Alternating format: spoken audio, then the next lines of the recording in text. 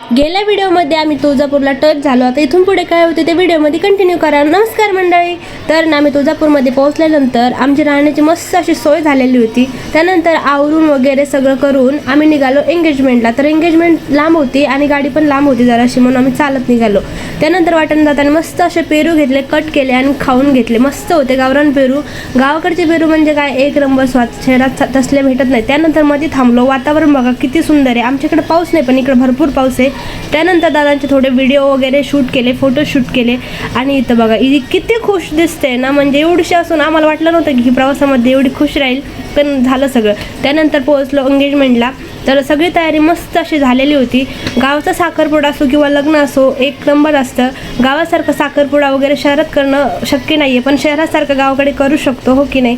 त्यानंतर बघा श्रेयाला इथं अशा मैत्रिणी भेटला, जिथं जाऊ तिथं ती मैत्रिणी जमाच करते. त्यानंतर आम्ही मस्त असं जेवण केलं. साखरपुडा खूप छान झाला.